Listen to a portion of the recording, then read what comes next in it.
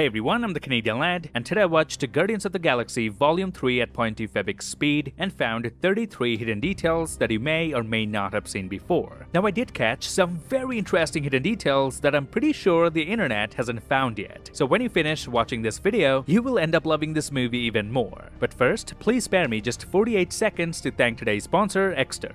I got really excited about today's sponsor since I've generally been using an Exter wallet every day for more than a year now. The button mechanism on Exter wallets is what really sets them apart and makes accessing your cards a breeze. They kindly sent me some sample products to share with you all today. If you hate that annoying jingle of keys in your pocket, their key case is the perfect silent solution for you, which fits up to 8 keys. For bonus points, pick up their key tracker and never lose your keys again. Their wallets easily fit up to 12 cards plus cash, have RFID protection, and come in lots of color options. Plus, you can snag a tracker card and never lose your wallet again. Aside from wallets, Exter really offers a wide range of products to make life easier, so go check them out. Now, I partnered with Exter to give you an exclusive discount. Enjoy 25% off using my code LAD or by clicking the link in description. Number 1. Right at the beginning of the movie, when High Evolutionary approaches all the raccoons held in the cage, notice only Rocket didn't walk back while all the other raccoons were dead scared. This immediately established that he's different. Number 2. Adam Warlock completely decimates Groot by disconnecting his head from his entire body. As a result, Groot had to regrow his body back to its normal size. Now, in the scene where Rocket is injured and all the Guardians are discussing what to do and how to save Rocket, notice Groot is actively in the process of regrowing his body. He's focused entirely on Rocket who's dying, and so is the audience. And despite that, the VFX team made sure to add this small detail. Not only that, we even see the shadows of the new branches in real time. I mean, keep in mind this is an entirely CGI character, so nothing we see with Groot is unintentional or random. Number 3. In this movie, we learn that Rocket has essentially named himself after seeing a rocket flying past on Counter-Earth. Now, after watching this scene in slow motion, I came up with a theory and I'm eager to hear your thoughts on it. Pay attention to High Evolutionary's dialogue in the moments preceding the rocket's launch. His functioning has skyrocketed.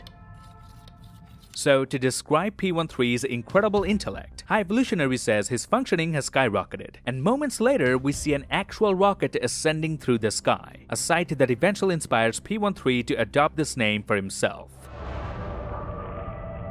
Rocket. Yes, it is.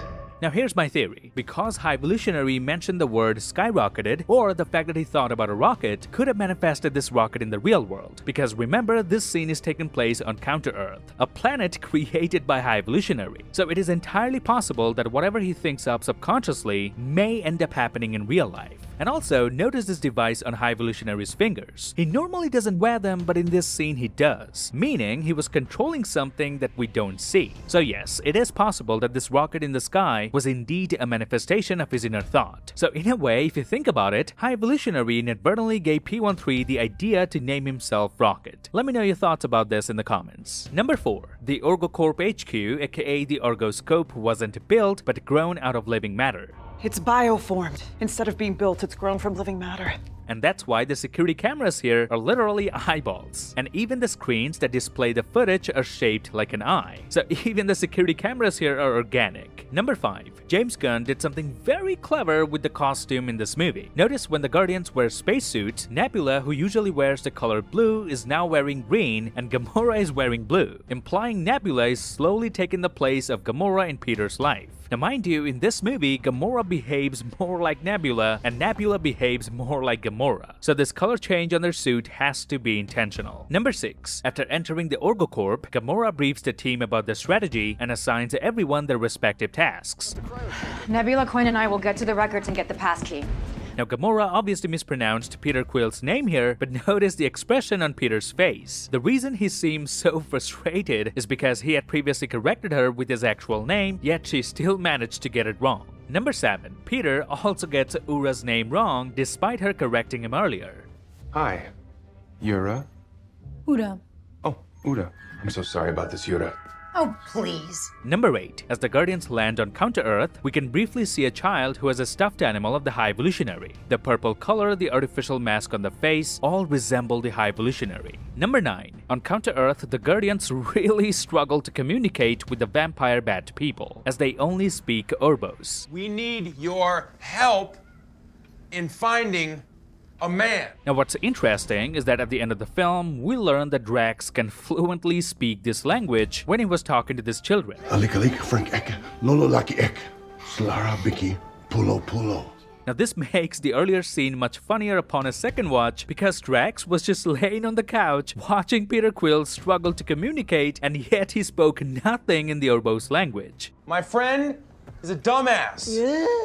Number 10. Notice there's a portrait of a pug in this living room, and James Gunn has officially confirmed it on Twitter that this particular portrait is straight out of his own home. Number 11. When Gamora goes through Peter's backpack, there she finds a Polaroid picture of Peter's mother, aka Meredith Quill, and Peter's grandfather. But she also finds a report card from Peter's school, aka St. Charles Elementary, dated 1988. Now here lies some of my favorite hidden details from the film. Notice the teacher has written some notes on this report card. It says, doesn't apply himself, disruptive, constantly inappropriate, talk way too much with emphasis on way. But at the end it says great participation. Now I should also point out that Peter had got a D in math and science and a C in reading and social studies and has got a B in PE. Number 12. When Rocket launched a vicious attack and completely disfigured High Evolutionary's face, if you watch this scene at 0.2 Febic speed, you will notice that High Evolutionary had already lost his entire nose. So if you watch this film in slow motion, the face revealing where we see he has no nose won't come off as a surprise to you. And this is by far the most vicious killing attempt anyone has ever taken in the MCU. Number 13. During the movie, Peter always seems a bit lost knowing that the Gamora he loved is no more. So Mantis sends Drax to try and talk some sense to Peter. But Drax asks Mantis, Why don't you just say it?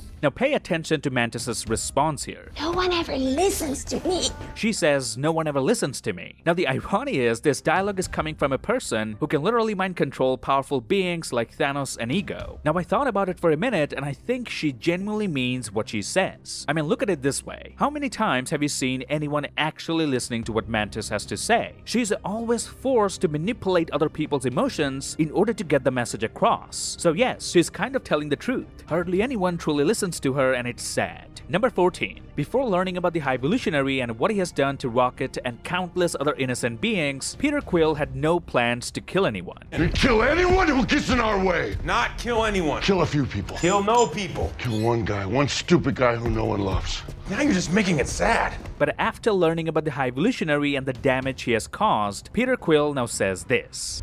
I am Groot.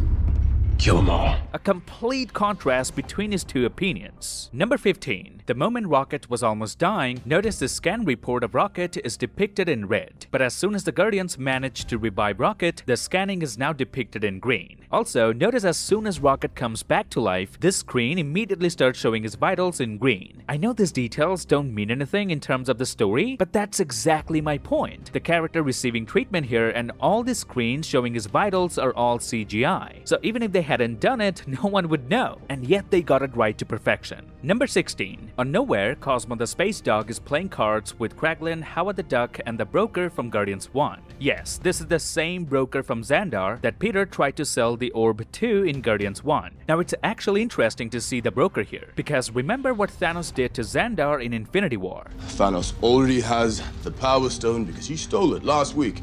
He decimated Xandar. So this means the Broker got incredibly lucky and survived Thanos' attack. Number 17. As the Guardians prepare to rescue Drax, Mantis, and Nebula, High Evolutionary says this. You almost have to admire their pluck. Now this is a direct reference to Infinity War where Tony Stark said this. We gotta coalesce, because if all we come at him with is a plucky attitude... Dude, don't call us plucky.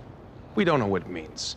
Number 18. After Kraglin brings the whole Nowhere to fight the High Evolutionary, there Kraglin commands Steamy to prepare the barrels. Now if you don't remember who Steamy is, well, this is the same guy that Drax had threatened on Nowhere to send a message to Ronan. Number 19. High Evolutionary commands his army to kill everyone on the head of this dead god. Kill everyone in the head of that dead god!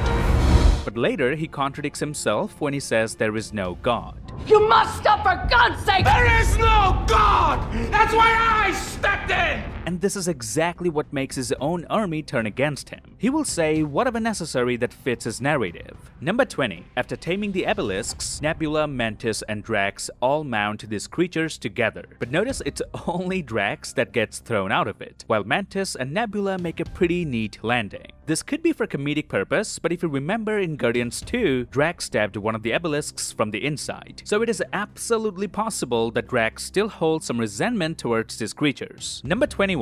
Now let me dissect and give you all the hidden details from this one-take shot that lasts about 2 minutes. Notice when Groot extends one of his branches and paves the way for Rocket. At the same time, he also stops a Hellspawn from attacking Gamora using the same branch, and even flicks Rocket up in the air so Rocket can get a signature shot. This scene really showcased Groot's skill in handling multiple tasks simultaneously. Number 22. In this shot, we can see Peter Quill tossing these discs to later paralyze these officers. Now if you watch this scene in slow motion, you'll figure out that these discs are basically CGI, so they are physically not there, meaning Chris Pratt and these other actors have done a remarkable job here. Now here's the attention to detail that I want to share with you lads. Notice when Peter literally puts this disc on this officer's butt, we can actually see Peter holding the disc in the previous frame. Now this frame lasts for less than a second, and yet the VFX team made sure to CGI this disc in Peter's hand. So if someone happens to watch this movie in 0.2 Febix speed, they won't be able to catch any CGI errors. Number 23. One of the Hellspawns breaks Nebula's robotic arm in half, and another one breaks her neck. And despite that, she still managed to blast this Hellspawn with half of her robotic arm that works. And notice throughout this entire action, Nebula had no clear view of the enemy, indicating just how good Nebula has become in hand-to-hand combat. Number 24. Now when it comes to Gamora, she demonstrates even better skills while fighting a Hellspawn. Notice this Hellspawn shot an energy blast towards Gamora, and Gamora literally blocked this blast with her sword, aka the Godslayer. That too by pointing the sword at him and not even having it sideways. And this explains why Thanos said this in Infinity War.